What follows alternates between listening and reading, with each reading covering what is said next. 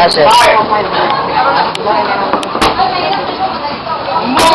Keep way, meticulous on the way. Move, keep way, meticulous on the way.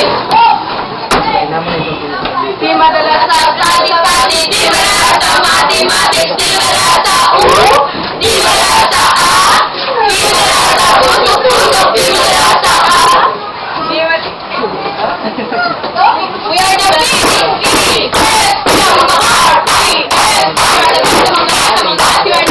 We are the Regulus team. Hey mga friends, my name is Dude. Hi Miss. Hi dude, sana naging teddy bear ka na lang. Bakit? Para habang natutulog ako sa gabi, lakas-lakas kita. Miss, tae ka ba? Tae? Wow! Bakit? Pwede ba kitang mamaya ilabas? Oh, sure!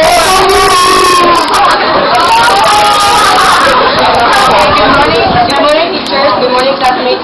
We are here in front of you to report about the binomial expansion, which describes the algebraic expansion of powers of a binomial. According to the theorem, it is possible to expand the powers, close open parenthesis x, variable x plus variable y, close parenthesis raised to the power of l, into sums involving terms of the form ax exponent b, y, exponent c, where exponents b and c are non-negative integers, with b plus c equals to n. And the coefficient a of each term is a specific positive integers, depending on n and b. Now we are having here an example of given equation of binomial expansion. After knowing the definition of binomial expansion occurred from Rivera, to get the first solution of given equation, just copy the first solution of the equation.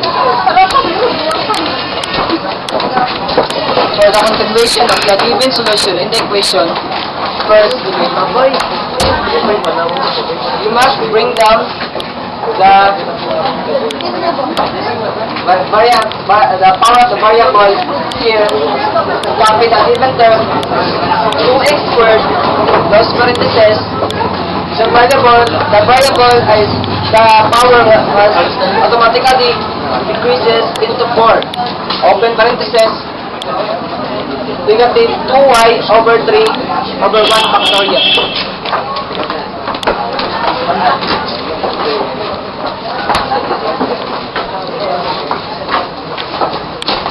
To continue the report of Mr. Motoy, you must bring down the power of first variable, which is 4 times 5, 2x squared, raised to the power of 3, open parentheses, 2y over 3, close parentheses, raised to the power of 2, over 2 factorial, which is equal to 2 times 1.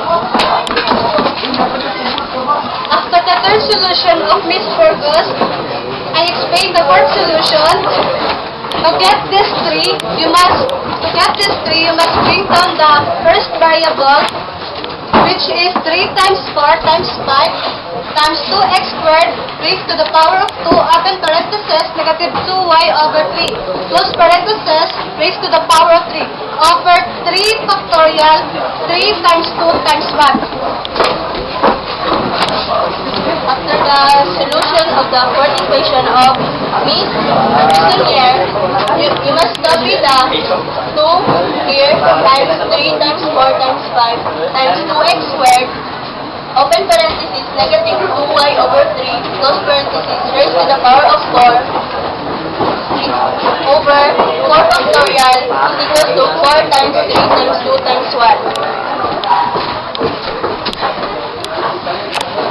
To continue the report of Miss Yanday, copy the first term 2y over 3 raised to the power of 5. This is the given equation.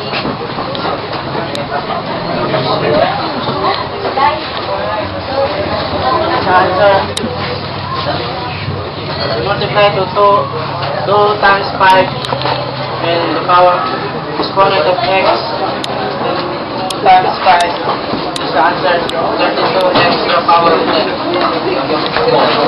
And now to continue also, we have here minus 160 variable x so exponent 8y over 3 plus 320x exponent 6y squared over 9. To get this answer, we have to multiply. First, we have to multiply the numerical coefficient to the raised power of 3. Then we get 16. 16 multiplied to the 5 here. Then we get 80. Then factor of I mean 160. We get 160 here.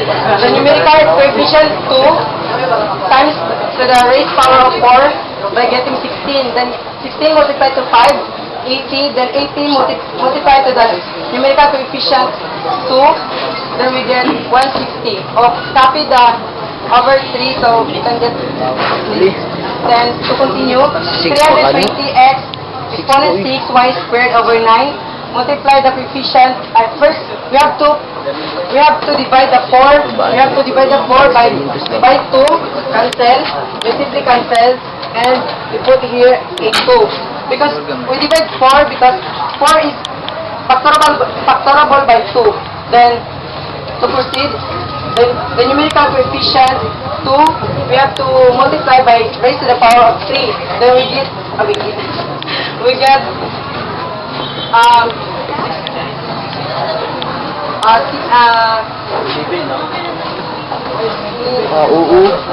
8, then 8 multiplied by 5 equals 40. 40 multiplied by 2, 80. Then first we get 80. Then the numerical coefficient is here multiplied. Since we are having here raised to the power of 2, we have to substitute the numerical coefficient 2 to the raised power of 2. So we have here 4, imaginary 4. Then 80, when we 80, we got 80 here. Then 80 multiplied to 4, we have 320. Then variable x. By getting the exponent 6, multiply the exponent of variable x here to the raised power of 3, then we get 6. Since we have y here, variable y, we have variable y having imaginary 1, we have raised to the power of 2 multiplied by imaginary 1 over variable y, then we get 2. And over 3 multiplied by raised to the power of 2, then we have 9.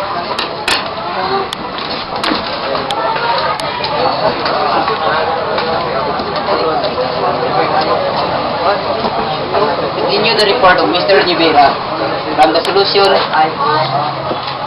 times 4 times 5, open parenthesis, 2x squared times to the power of 2, open parenthesis, 2y over 3 times, close parenthesis, to the power of 3, in 3 expansion. We get this answer to multiply. We cancel 3 here, 2, and 4 becomes 2 because it is a factorable number. So that the first variable, the numerical coefficient is 2 multiplied into 2 times, the answer would be 4 times 5, the answer is 20 times 2, 40. In the second variable, the numerical coefficient is 2 and multiplied into 3 times, the answer would be negative 8 over the second variable of the denominator of 3, which is 3 multiplied into 3 times, the answer would be 27 over 27. Multiply, to get this answer, multiply the answer of the first variable, which is 40 times negative 8, the answer would be negative 320. Second variable, the power of the second y is 1. Multiply by 3, the answer would be y to the power of 3 over 27. And to continue the report, the next solution 2 times 3 times 4 times 5 times 2x to the power of 2, open parenthesis, negative 2y over 3, close parenthesis to the power of 4 over 4 factorial. We cancel this 4, 3 into because it is a factorable number.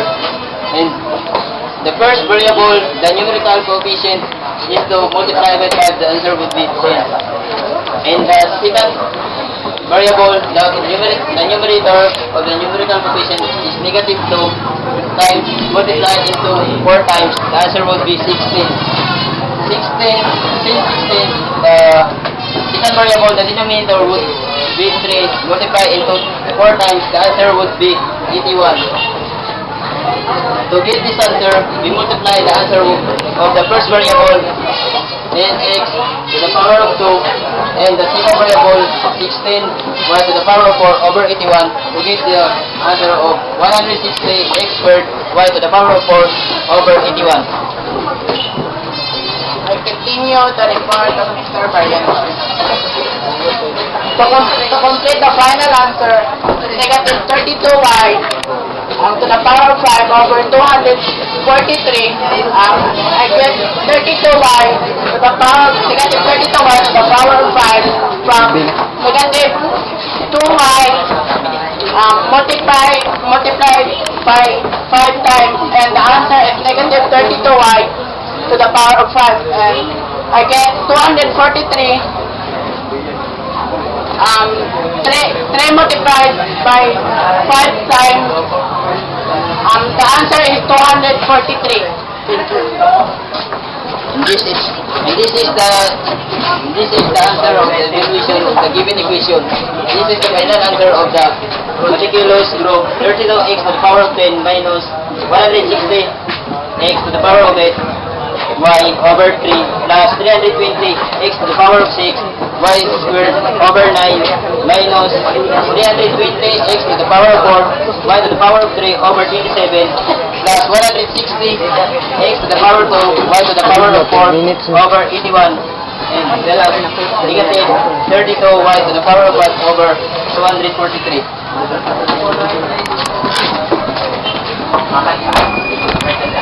At meticulous, simple ang aming kwenta. Ikot sila, kami magaganda. Okay lang. Tapos na ang report. Kulang na lang sa tanan.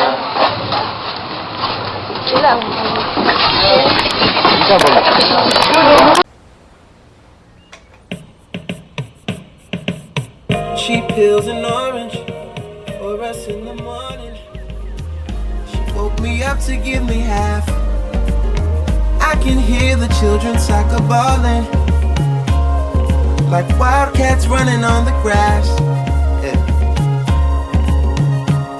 You're a girl on this island, I'm a boy from America. My flight leaves tonight, but I don't think I'm going backwards. I won't be going backwards. You're my golden girl. You're the one I've chosen, girl. You're 24K. You make it bright when it's gray.